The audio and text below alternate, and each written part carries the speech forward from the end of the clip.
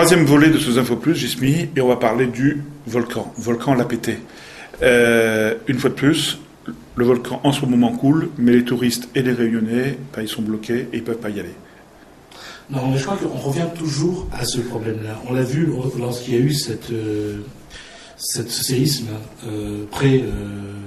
les préalertes qu'il y a eu, on a évacué les gens. Et c'est vrai qu'aujourd'hui, il y a une crainte qui est réelle de la part des pouvoirs publics, c'est qu'il puisse y avoir une victime dans le cadre de ce volcan. Et malheureusement, il va falloir qu'un jour on tranche, on favorise le tourisme, ou on continue à prendre des décisions qui ne plaît pas à ceux qui ont envie d'aller voir ce volcan. Je vais répondre de façon très simple. Hier, il y a eu un accident mortel avec un scooter. C'est le deuxième en une semaine. Est-ce qu'il faut arrêter de vendre des scooters? Est-ce qu'il faut interdire aux jeunes de monter à scooter? Il reste régulièrement dans le massif du Mont Blanc, il y a des gens qui font l'escalade du Mont Blanc et il y a des morts tous les ans. Tout à fait. Est-ce que pour autant il faut interdire le Mont Blanc, l'accès du Mont Blanc? Le volcan de la Réunion, c'est le principal atout touristique de la Réunion. Si nous voulons développer le tourisme, il faut que nous mettions en avant prioritairement notre volcan. Nous n'avons pas des plages, mais nous avons un volcan qui, nous avons cette chance extraordinaire, pète, comme on dit en créole, plus d'une fois par an. Si on interdit aux touristes d'y aller et qu'on les autorise à y aller une fois que l'éruption est finie, à quoi ça sert?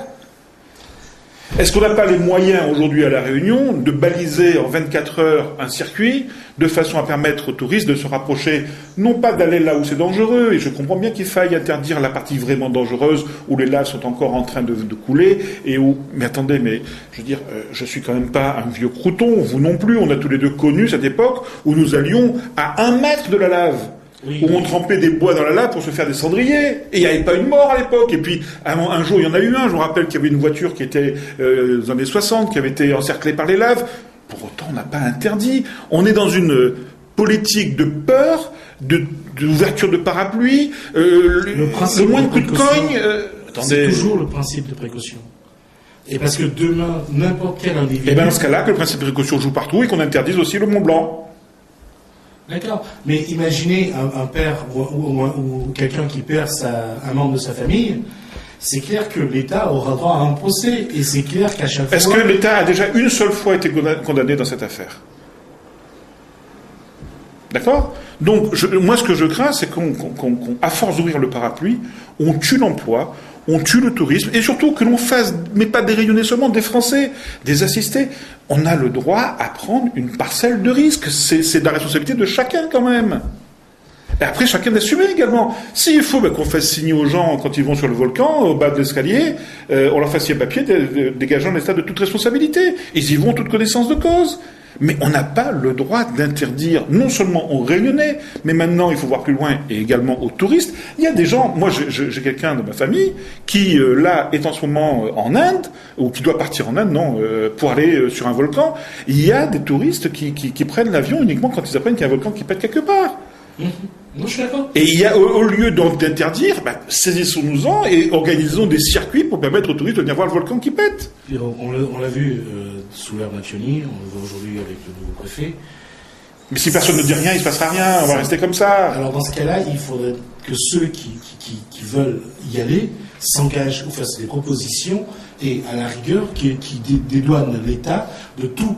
Oui, mais qu'on fasse signer aux gens. Mais non, c'est pas ni vous ni moi qui allons convaincre le préfet d'ouvrir, mais ça appartient à un Didier Robert, à Jacqueline Farérol en tant que présidente de l'IRT, Pascal Virolo, directeur de l'IRT, Nassima Dindar. C'est à ce niveau-là qu'il faudrait qu'ils prennent à bras-le-corps et qu'ils aillent voir le préfet pour faire pression sur lui. Dans ce cas-là, personne ne prendra de décision. Si on s'appuie sur les élus pour prendre une décision... Moi je suis optimiste, moi. Personne ne l'a fait jusqu'à maintenant. Eh bien pourquoi non plus. Tout peut changer, hein. C'est possible. Moi, je suis optimiste de nature, donc. J'allais dire tout à l'heure, en début de cette discussion, que finalement, Didier Robert a quand même il est sur une bonne étoile. Finalement, le volcan se réveille, c'est peut-être donner un coup de main pour le tourisme. Il se réveille le jour où il signe Accords de Matignon. J'allais dire que finalement, la coïncidence est arrangeante pour lui, et qu'aujourd'hui, s'il le veut, c'est vrai que ça peut être un outil aussi, c'est un levier sur lequel il peut actionner pour on n'a pas de plage, on n'a pas de plage, on a un volcan, à son projet de tourisme. C'est vrai que c'est un élément importante pour le tourisme en réunionnais. Maintenant, la vraie question, et c'est peut-être Didier Robert de trouver aussi la réponse, avec ou non Nassim Nadar et les pouvoirs publics, l'État, peut-être de réfléchir comment exploiter ce volcan dans des meilleures conditions, avec tous les principes de précaution.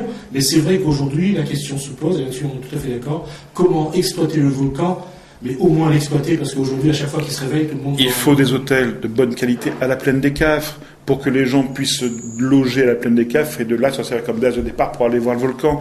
Il faut mettre en place des circuits avec des guides, mais il y a des emplois à créer derrière tout ça. Et là, il faudrait que le président de la région, Didier Robert, aille voir le maire du Tampon, Didier Robert, pour en discuter. Non, il n'est plus maire du Tampon. Voilà, merci en tous les cas, et puis on se retrouve la semaine prochaine. Merci, à bientôt.